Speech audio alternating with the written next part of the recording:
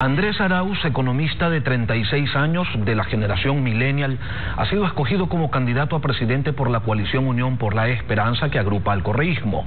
Inscrito por Centro Democrático, desempeñó varios cargos en las presidencias de Rafael Correa. Fue ministro, uno de ellos fue el Ministerio de Talento Humano desde el 2015.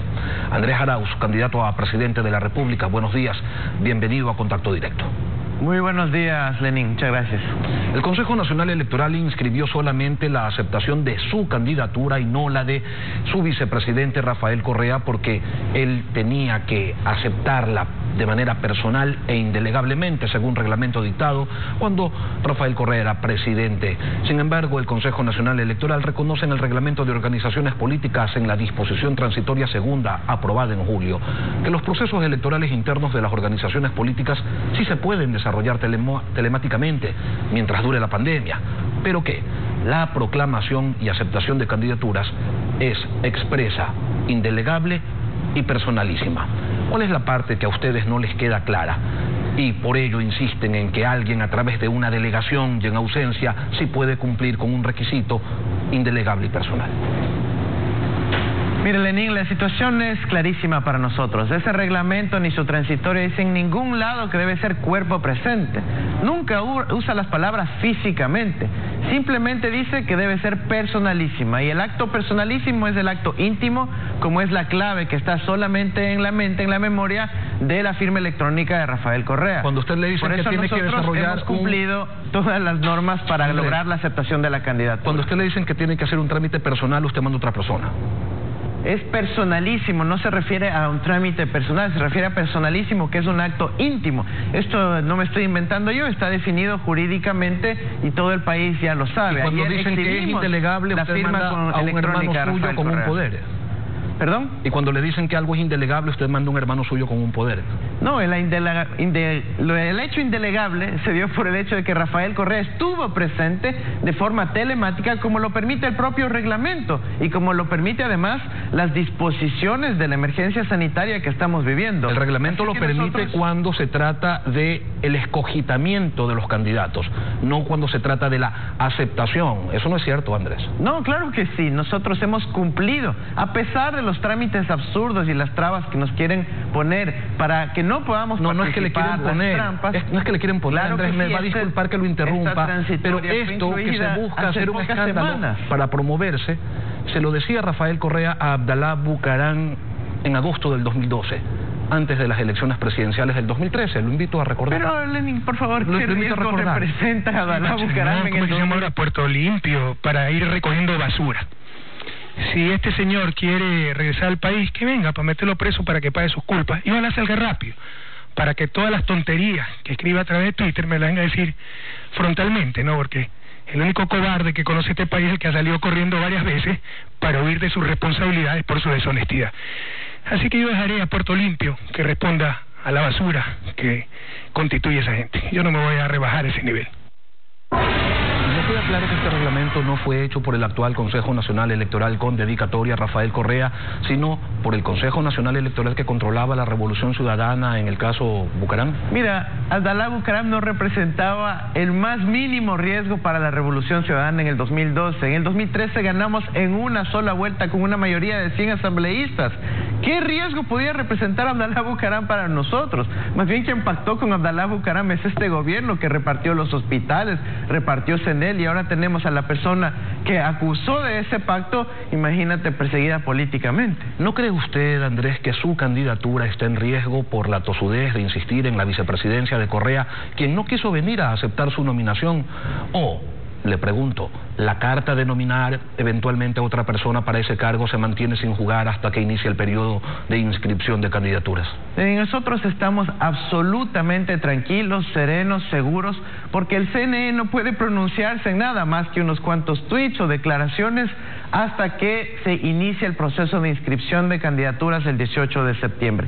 Y está ahí contemplado en todos los reglamentos y el 104 del Código de la Democracia que si es que no le gusta al CNE alguno de los requisitos, incluyendo el tema de la firma, pues ahí nos darán el chance de reemplazar al candidato a quien no les guste algunos de los requisitos. Así que estamos tranquilos, estamos confiados, estamos serenos. que no le guste, dicen ustedes, que no hayan cumplido, dice la autoridad. Ahora, usted la autoridad no se ha pronunciado todavía, sí, Lenin. No, sí, pero el reglamento es bastante claro. Eso no tiene ningún efecto legal, por eso nosotros estamos esperando a que nos respondan oficialmente a partir del 18 de septiembre. Usted ha dirigido una carta a la directora ejecutiva del Fondo Monetario Internacional oponiéndose al nuevo acuerdo con el fondo que el directorio debe aprobar todavía y que le da al Ecuador, o le daría, 6.500 millones de dólares de dinero fresco. En la carta usted dice que no está de acuerdo con las condiciones del fondo de reducir el tamaño del Estado, el gasto público, el déficit fiscal, poniendo en orden las finanzas públicas. ¿Cuál es la alternativa que usted propone? Mira, no es que nos van a dar 6.500 millones de dólares. Fuera bueno que fuera un regalo. Lo que están es endeudándonos más con un gobierno ilegítimo que no tiene respaldo popular y que va a hacer una deuda tremenda, mucho más grande, heredada al siguiente gobierno. Es exactamente lo que hizo el FMI con Macri cuando apostaron a que pueda reelegirse y terminó destruyendo la economía argentina. Nosotros eso es lo que queremos, evitar que se siga destruyendo la economía ecuatoriana. Nosotros en esa carta sostenemos que el país sí cuenta con recursos, casi 30.000 millones de dólares depositados en el exterior, y que solo una décima parte fuera repatriada a nuestro país, invertida con amor a la patria, pudiera desencadenar un proceso de inversión, generación de empleo, oportunidades, trabajo para las familias ecuatorianas que puedan alimentar a sus hijos. Rafael Correa también hablaba mucho de los recursos de ecuatorianos que se encuentran depositados en el extranjero y nunca los pudo repatriar. ¿Cómo haría usted? No, claro que pudimos. Nosotros implementamos una serie de medidas para lograr esta repatriación. Nosotros solo en el caso de la banca repatriamos casi 3.000 millones de dólares con una norma que se llama el coeficiente de liquidez doméstica. Pero la ciudadanía no tiene por qué estar entendiendo todos estos detalles mínimos. No, la ciudadanía sí le interesa saber cómo van a traer 30.000 millones de dólares. Nosotros tenemos todas las medidas para aplicar aquello. ¿Cuáles? Tenemos el coeficiente de liquidez doméstica, el control, la sub y sobrefacturación de las importaciones y exportaciones, el dejar de perdonar impuestos a las familias y a las empresas más ricas de este país, para ahí sí contar con los recursos y reactivar la economía nacional. Las familias lo que necesitan es tener dinero en el bolsillo para poder alimentar a sus hijos, tener oportunidades de empleo, y este gobierno ha hecho una destrucción total del empleo cuando había ofrecido 1 millón de ellos, imagínate. ¿Y cómo van a garantizar ustedes que esos dineros repatriados, en el caso de que eventualmente aquello ocurra, no se vayan a ir en obras con sobreprecios, por ponerle un ejemplo? Mira, nosotros justamente se le planteamos al FMI: oiga, FMI, no nos dé esos 4.000 millones de dólares este año porque van a salir a los 5 minutos. Este gobierno se ha endeudado, no ha hecho ni una obra y ha salido toda esa plata del país. No queremos que nos quedemos sin los dólares y con la deuda. Queremos que ese dinero entre al Ecuador, reactive la economía nacional. Si alguien compraba un tigrillo, que ese tigrillo genere más ventas de verde y estimule a toda la economía ecuatoriana. Sí, pero yo le preguntaba a Andrés por las obras con sobreprecios que fueron características, marca registrada de la Revolución Ciudadana. No sé si puede darme algún caso de una obra con sobreprecio documentada judicialmente, más allá de un puro show, el discurso que ya sabemos. Pero es que si usted va a calificar de show a todos los procesos judiciales que se han iniciado por las obras con sobreprecio, entonces... por obra con sobreprecio, no tenemos ninguna, es puro escándalo. Vemos que el propio gobierno de Moreno, que constituyó una comisión de investigación contra la corrupción de las Naciones Unidas, no llegó a sesionar una sola vez y todos los plazos ya se extinguieron. ¿Por qué? Porque pidieron independencia y autonomía y este gobierno no se los dio. ¿Y los informes de Contraloría? Los informes de Contraloría están ahí. Sabemos que la Contraloría ha sido un instrumento de persecución política y no ha logrado demostrar nada en las instancias judiciales.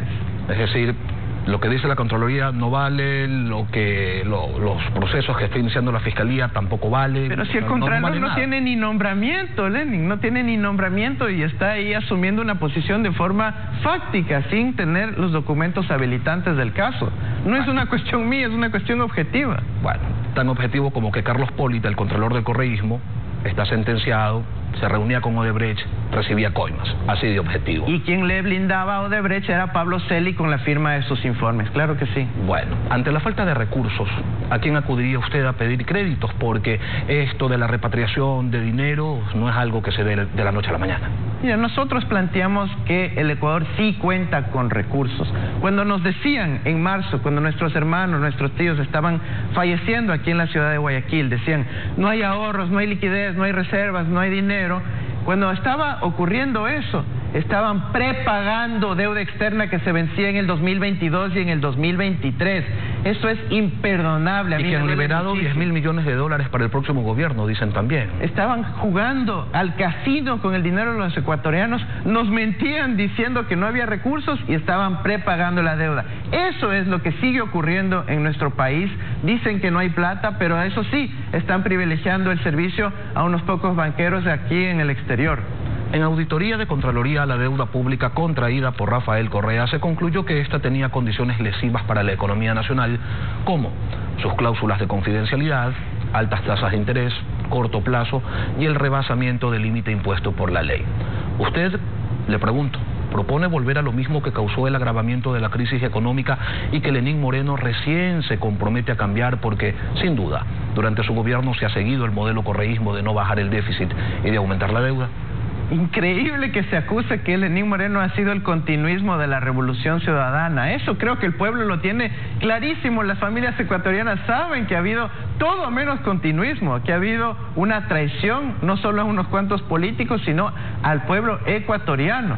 Y el gobierno de Lenín Moreno es el que más ha endeudado al país. Ahora estamos por niveles que se proyectan al 70%. Por favor, tenemos que ser rigurosos con las cifras y no caer en muletillas. Estamos siendo rigurosos. La Contraloría hizo un examen y determinó que incluso a través de un decreto, Rafael Correa, el 128, licuó algunas de las obligaciones que tenía el Estado y simplemente se basaba en las cifras consolidadas. El decreto 128 se basó rigurosamente en el Manual de Estadísticas de Finanzas Públicas del Fondo Monetario Internacional publicado en el 2011. Así que eso es la rigurosidad, Lenín. Y tan riguroso es pues que se bajó de esa manera la deuda de un 52% del Producto Interno Bruto a un 24%. No se ha bajado ninguna deuda. Lo que se hace es transparentar lo que se denomina deuda agregada versus deuda consolidada, siguiendo las mejores prácticas internacionales. Pero yo creo que los ecuatorianos ya tienen clarísimo ese tema. En el gobierno de Moreno ha habido un endeudamiento masivo y ni una obra. El país no ha podido ver ni siquiera una carretera nueva construida, un hospital nuevo construido, y es más, se hablaba de que no es necesario construir nuevos hospitales porque podían resolver la epidemia de forma telemática. Por favor. Andrés, usted de llegar al poder, ¿le interesaría también meter las manos en la justicia? Yo no sé a qué se refiere con eso. ¿No se acuerda? Vamos a plantear. ¿No se acuerda de Rafael Correa diciendo voy a meter las manos en la justicia? Nosotros vamos a plantear una verdadera independencia judicial con la Relatoría Especial de Independencia Judicial como la del correísmo, Naciones Unidas. ¿O como la que Correa no hizo? Mira, vamos a trabajar con las mejores prácticas internacionales. Ni siquiera tenemos que inventarnos en el agua tibia, aplicar los tratados internacionales sobre independencia judicial, que por cierto han observado a las prácticas del morenato de manipulación de la justicia con fines de persecución política. Que, insistimos, ha seguido una suerte de continuismo de lo que ocurrió durante el gobierno de Rafael Correa. ¿Por qué no me va a decir usted, Andrés, que Rafael Correa no persigue a nadie? Puede decir continuismo el haber armado un trujillato que declaró vacancia constitucional, que sacó a todos los jueces a dedo, que armó unos concursos fantoches y para que fue validado en consulta popular por la ciudadanía, ¿o no importa lo que piense la gente? La ciudadanía fue engañada en ese proceso de consulta popular, termina siendo manipulada con un consejo dictatorial que puede destituir a los jueces de la Corte Constitucional. La ciudadanía jamás votó por eso. La Corte esa del 100 sobre 100, ¿no? Donde Pamela Martínez obtenía 100, donde el Contralor obtenía 100 de 100, donde los fiscales, Carlos Chiriboga, obtenía 100 de 100. Esos concursos sí eran transparentes, sí eran objetivos, sí eran técnicamente perfectos. Estos concursos jamás fueron observados por las instancias internacionales y el propio morenato, con el trujillato que le acompañó, tiene una serie de observaciones de la CIDH, de las Naciones Unidas, de las relatorías de derechos humanos. No se hable de toda la represión y la propia corrupción que hemos visto en el reparto de hospitales, en las ventas de medicinas, etcétera. Usted, como Rafael Correa en su momento, le pregunto, Andrés, ¿cree también que el presidente de la República es el jefe de todas las funciones del Estado, o sí cree en la separación de poderes? Mira, nosotros vamos a ser extremadamente respetuosos de las distintas funciones del Estado, pero la Constitución de la República le otorga a la Presidencia de la República la capacidad de poder dirigir el Estado ecuatoriano. Eso no es un invento de nadie, eso está en el texto constitucional. No debemos manipular las palabras para hablar de las funciones constitucionales. La Constitución del Estado también habla de separación de funciones, ¿no? Y de independencia entre ellas. Absolutamente, y eso nos preocupa más de que el presidente Moreno con un decreto nombró a sus representantes en el Consejo de Participación Ciudadana a dedo. Por eso es lo que estamos cuestionando, la institucionalidad caduca del Trujillato, y hablamos de una verdadera independencia judicial y del resto de funciones. Andrés Arauz, candidato a presidente por el correísmo, muchas gracias por acompañarnos esta mañana aquí en Contacto Directo. Gracias.